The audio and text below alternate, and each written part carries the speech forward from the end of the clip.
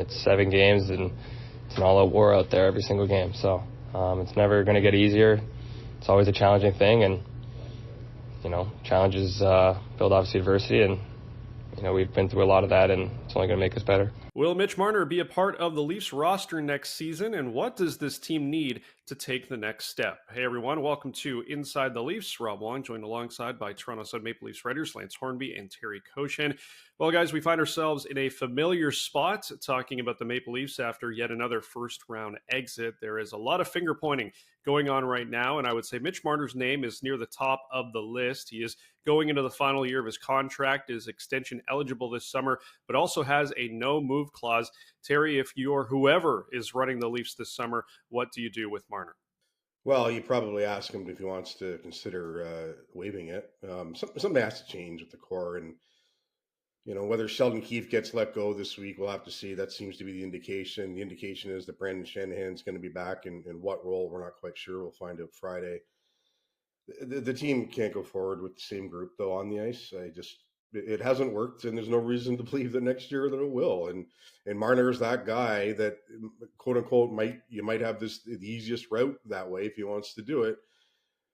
Austin Matthews about to start his extension. Willie Nylander, ditto. I don't know if you go to John Tavares and ask him anything similar like you would with Marner, because he only has 1 year to go, and you can part those ways in 1 year if you want to. But I don't know. I would love to live in the bubble that Mitch Marner lives in, just for a week or an hour or a day. It must be pretty nice to not really have a grasp on what's going on around him in Leafs Nation. But certainly, it's not a good situation right now. 3 points in 7 games against the Bruins. I don't know how it cuts it. And the thing too is not just the playoff failures, guys, with the core and that, but they just don't seem to recognize their own flaws, their inabilities to get past these things. And I think Marner's the head of that. This belief in everything that they have in each other. I don't know where it's placed or how it's placed, but yeah. So short answer, see if you can get him to waive it. If not, then you need to go from there. But it's just, this core hasn't worked. Well, I have to say that I think some of the blame must be with, we talk about how Marner sort of feels privileged and all that. Some of the blame has to be with frankly, I think sometimes with the media and the fans. I mean, he's built up, to, well, we'll say godlike status, because that's the term he dropped yesterday. Obviously, we're looked upon as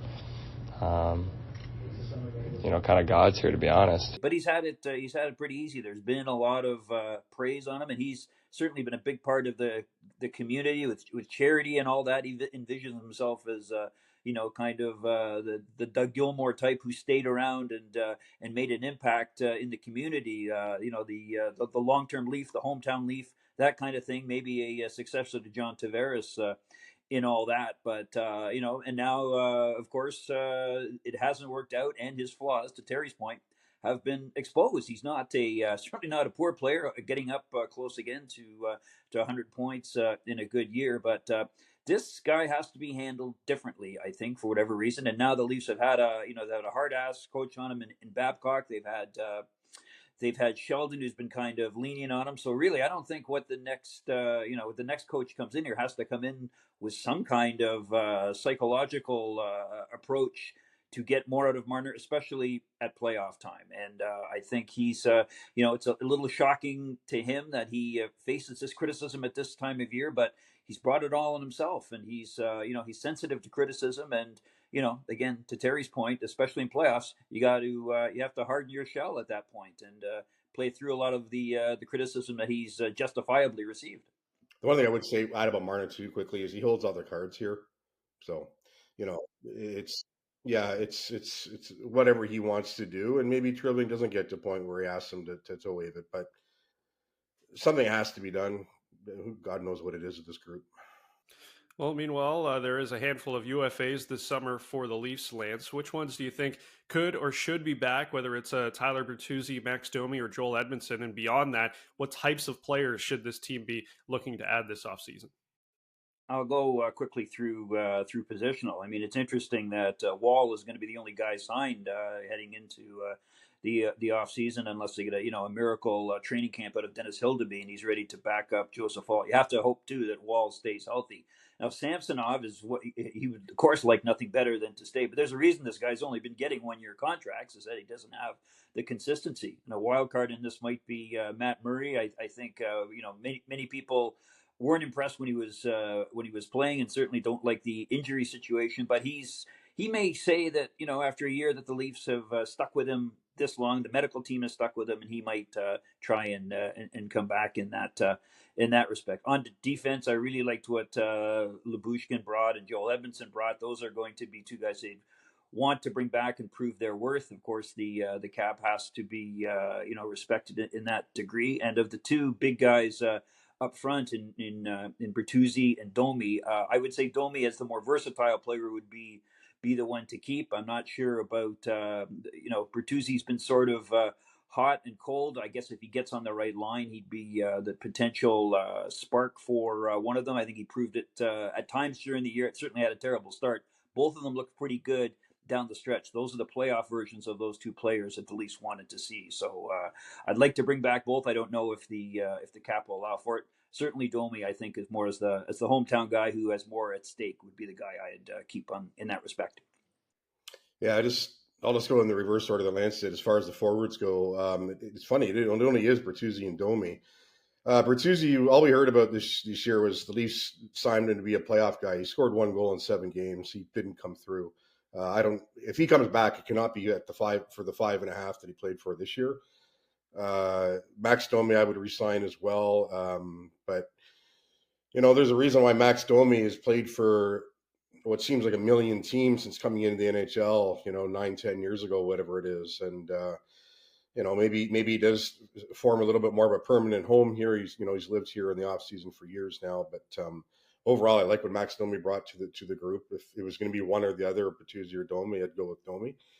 Again, we'll see what the contract would be. $3 million he made this year. Defense, I think you got to look around. You have enough guys coming back under contract. I'm not as sold on Edmondson and Lyubushkin as Lance is. They're physical, but they're not fast. The Leafs need good puck moving defensemen that can play that way as well.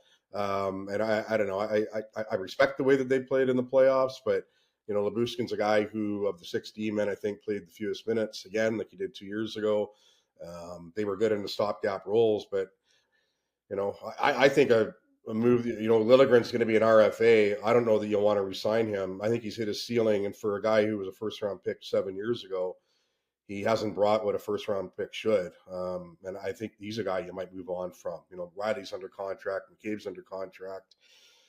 Simone Ben was under contract, Connor Timmins. There's 4 right there. And Timmins is a guy that obviously at this point they could take or leave, and we'll see what happens with him. But I think you have to cast the net a little bit wider. You can't just bring them all back and say, okay, it's going to work this time. In net, I think it's a real mystery. And I love the potential of Joe Wall. I don't love the potential of more injuries with him.